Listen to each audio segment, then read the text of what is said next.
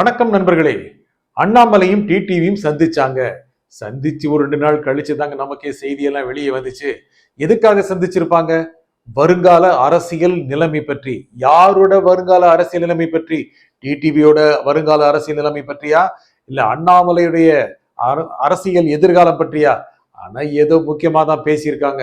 எதிர்காலம் பற்றி தான் பேசியிருப்பாங்க. அது தேசிய ஜனநாயக கூட்டணியோட எதிர்காலம் பற்றியா, இல்ல எடப்பாடி பழனிசாமியோட எதிர்காலம் பற்றியா?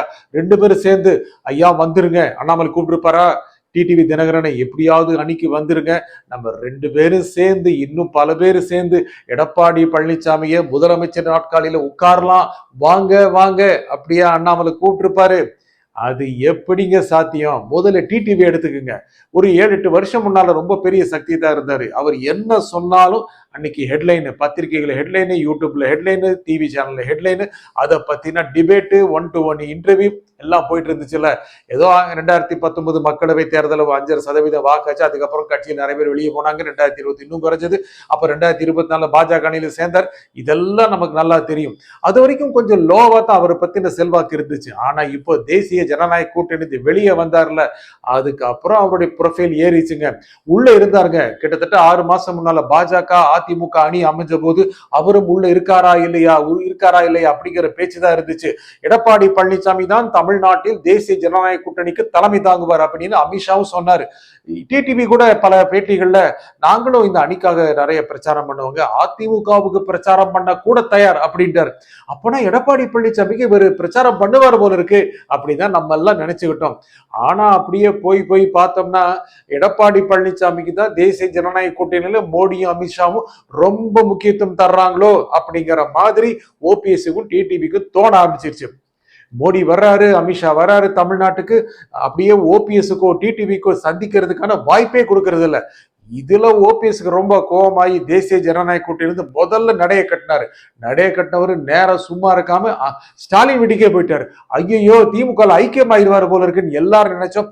நோ நோ நோ நோ, இன்னும் கூட அவருடைய திட்டங்களை ரகசியமா வச்சிருக்கிறாரு. எங்கே போவாரு? மறுபடியும் பாஜக கூட்டணியா? நோ நோ நோ, இல்ல விஜயோட அணியை சேர போறாரா? இதெல்லாம் இருந்த போது அவருக்கு நேர்ந்த அவமானங்கள் தனக்கும் நேரம் அப்படின்னு சொல்லி டிடிவி தினகரன் வெளியே வந்தார பாத்தீங்களா? அதுதாங்க முக்கியமான டேர்னிங் பாயிண்ட்.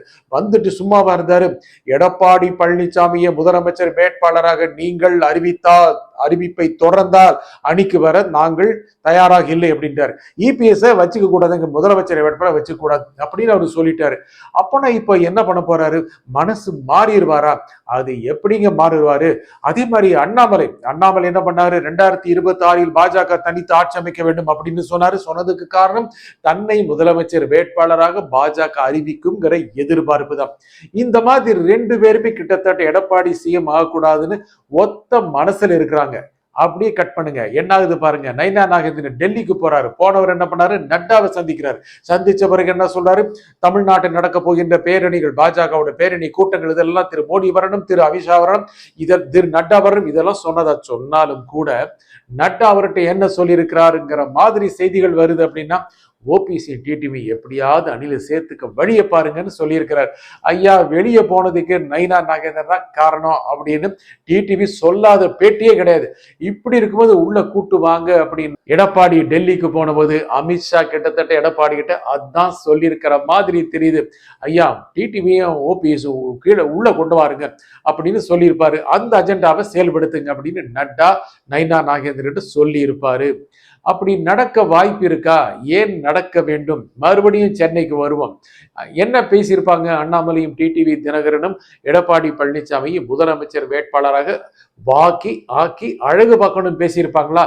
சான்ஸே இல்லைங்க. டிடிவி டைரக்டா சொல்லிட்டாரு, எடப்பாடி பழனிசாமி முதலமைச்சர் நாற்காலியில் அமர்வதாக இருந்தால் தான் வரவில்லை அப்படின்னு. அண்ணாமலை கிட்டத்தட்ட அப்படிதான் எண்ணத்தில் இருக்கிறார். அவர் வெளியே சொல்லாட்டி கூட எடப்பாடி பழனிசாமிக்கு மாற்றாக கொங்கு மண்டலத்தில் மிகவும் சக்தி வாய்ந்த தலைவராக அண்ணாமலை வளர்ந்து விட்டார். ஏன் தமிழ்நாடு முழுக்க நன்கு அறிமுகமான ஒரு பாஜக தலைவராக இருக்கிறார். அவர் தனி கட்சி ஆரம்பிக்க போறாரு, ரஜினிகாந்த் சந்திச்சாரு, இதெல்லாம் பேசுறது போது பேட்டியை சொல்லிட்டார். ரஜினி சார் அடிக்கடி சந்திப்பீங்க, அதெல்லாம் பெரிய விஷயம் கிடையாது. கிடையாது அப்படின்னு சொன்னாலும் அவர் தனி கட்சி ஆரம்பிப்பாரோங்கிற எண்ணம் நிறைய பேருக்கு இருக்கு. தனி கட்சி ஆரம்பிச்சு என்னங்க செய்ய போறாரு? அதுக்கான வாய்ப்பு இருக்குமா? தமிழ்நாட்டு அதுக்கு ஒரு ஸ்பேஸ் இருக்கா? அண்ணாமலை முகத்திற்கு நிச்சயமாக செல்வாக்கு இருக்கு. தமிழ்நாட்டில் நல்ல ஒரு ஃபாலோயிங் இருக்கு, ஃபேன் பேஸ் இருக்கு. அவருடைய தொண்டர் படை மிக பெருசு. அவருடைய ஐடி டீம் அதை விட பெருசு. இந்த மாதிரி இருக்கிறவர் தனி கட்சி ஆரம்பிக்க முடியுமா? ஆரம்பிக்க முடியும் தான். அதற்கு நிறைய தேவைகள் தேவை இருக்கு. நிறைய பைனான்ஸ் தேவை இருக்கு, அது கிடைக்கலாம் இருக்கு. நிறைய பக்க பலங்கள் தேவை இருக்கு. வேறு சில கட்சிகளின் ஆதரவு தேவை இருக்கு. அது எந்த கட்சியா இருக்கும் நான் சொல்லல, நீங்களே புரிஞ்சுக்குங்க. இப்படி இருக்கிற சமயத்துல அண்ணாமலை நேரடியாக கட்சி ஆரம்பிக்க மாட்டார். தனியாக பாஜகவில் இருந்து கொண்டே எப்படி வளருவது என்பதை தான் பார்ப்பார். அப்போனா என்ன திட்டங்கள் இருக்கும், அண்ணாமலை மனசில் என்ன இருக்கும், டிடிவி மனசில் என்ன இருக்கும்? ஐயா, அடுத்த தேர்தல் நடந்தது அப்படின்னா திமுக வெல்லக்கூடிய வாய்ப்புகள் அதிகம் இருக்கு. இன்னைக்கு இருக்க நிலைமையில எதிர்கட்சி வாக்குகள்லாம் பிரிஞ்சு கிடக்கு. அப்போனா அண்ணாமலைக்கான வாய்ப்பு என்ன இருக்கும்? ஐயா, ஒருவேளை திமுக மெஜாரிட்டி பெறவில்லை அப்படின்னா நிறைய கட்சிகள் அதுல ரோல் பிளே பண்ண வாய்ப்பு இருக்கு. அந்த சமயத்துல டிடிவி தினகரனுக்கு ஒரு வாய்ப்பு நிச்சயமா இருக்கும். அதே மாதிரி அண்ணா திமுகவினுடைய முதலமைச்சர் வேட்பாளராக எடப்பாடி தான் அப்படிங்கிறது சந்தேகமோ அப்படின்னு அண்ணாமலை டிடிவிக்கு இண்டிகேட் பண்ணியிருப்பாரு. ஏன்னா காலம் போக போக இந்த அணி அப்படியே இருக்குமா? உள்ள இருக்கிறவங்க எல்லாம் ஒற்றுமை தான் இருப்பாங்களா? அண்ணா திமுகக்குள்ள இன்னும் பிளவை உண்டாக்க அப்படிலாம் சொல்லக்கூடாது. பிளவு வந்துரும்னு எதிர்பார்க்க பாஜக தயாரா இருக்குமா? பிளவு வந்தால் இன்னும் கூட யாராவது முதலமைச்சர் வேட்பாளராக வருவார் அப்படின்னு நினைக்கக்கூடிய வாய்ப்பு இருக்கா? அது செங்கோட்டையானா, இல்ல எஸ்பி வேலுமணியா, இல்ல வேற தங்கமணியா, நம்ம நிறைய தடவை சொன்ன மாதிரி நம்ம தெர்மோகால் புகழ் செல்லூர் ராஜுவே தானா, இப்படி நிறைய பேர் இருக்க வாய்ப்பு இருக்கு. அப்போனா எடப்பாடிக்கு அந்த ரோல் இல்லை அப்படின்னா, முதலமைச்சர் வேட்பாளராக இல்லை அப்படின்னா டிடிவி வர்றதுக்கு என்ன கஷ்டம் அப்படின்னு அண்ணாமலை சொல்லி இருக்க வாய்ப்பு இருக்குங்க. ரெண்டு பேருக்குமே ஒரே திட்டம் தான். டிடிவி டைரக்டா சொல்றாரு இபிஎஸ் முதலமைச்சர் வேட்பாளர் இல்லை, அண்ணாமலை வெளியே சொல்ல மாட்டேங்கிறாரு. ஆகல் ரெண்டு பேரும் ஒரே மாதிரியான ஒரு படகில் தான் பயணம் போகிறார்கள். இவர்கள் அடுத்து வர கட்டங்களில் முக்கியமான சில திட்டங்களை வைப்பார்கள். அப்படியே டிடிவி தினகரன் ஒண்ணுமே எந்த நிபந்தனையும் இல்லாம வந்துட மாட்டாரு. ஓபிஎஸ் வருவாருங்க, எங்களுக்கு எந்த நிபந்தனையும் கிடையாது, அண்ணா திமுகல ஒரு இடம் கொடுங்கன்னு தான் சொல்றாரு. அது கொடுக்க எடப்பாடிக்கு கொஞ்சம் பயமா தான் இருக்கு. உள்ள வந்தாருன்னா என்ன குடைச்சல் கொடுப்பாரோ அப்படிங்கிற பயம் இருக்கு. டிடிவிக்கு வாய்ப்பே இல்லைன்னு அவர் சொல்லி இருந்தாலும் டிடிவியும் உள்ளே இருக்கிற மாதிரி பார்த்துக்கிறதுக்கு தான் பாஜக இருக்கு. அதுல சில விஷயங்கள் அண்ணாமலைக்கு தெளிவா தெரிஞ்சிருக்கு. ஒரு வேளை இபிஎஸ் முதலமைச்சர் வேட்பாளர் இல்லைன்னா ஐயா நீங்க வாங்க அப்படின்னு டிடிவிக்கு சொல்லி இருப்பாரு.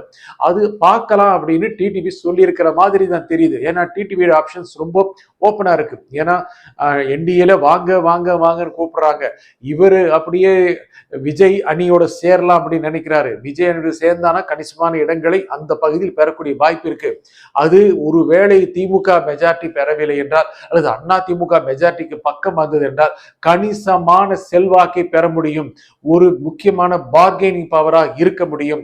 ஒருவேளை விஜயோட இந்த பவர் முழுக்க முழுக்க ஆட்சிக்கு வர்ற அளவுக்கு போச்சுன்னா அதுல டிடிவி தினகருக்கு முக்கியமான ரோல் இருக்கும். அவருக்கும் நிறைய அளவுக்கான சீட்டும் கொடுத்து இடமும் கொடுத்து அமைச்சர் பதவி கொடுக்கக்கூடிய நிலைமை வரும்.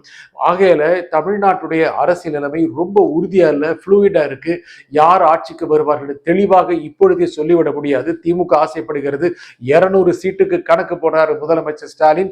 அது நடந்தாலும் ஆச்சரியப்படுவதற்கில்லை. ஆனால் பல தொகுதிகளில் விஜய் பிளஸ் டிடிவி கூட்டணி பலமாக இருக்கக்கூடிய வாய்ப்பு இருக்கு. இவர்கள் ரொம்ப டஃப் ஃபைட் கொடுப்பாங்க. அந்த சமயத்துல அப்படிதான் நடக்குமான்னு சொல்ல முடியாது. வாக்குகள் பிரியும். ரொம்ப அளவுக்கான ஃப்ராக்சர்டு ஒரு டிசிஷன் வரக்கூடிய வாய்ப்பு இருக்கு.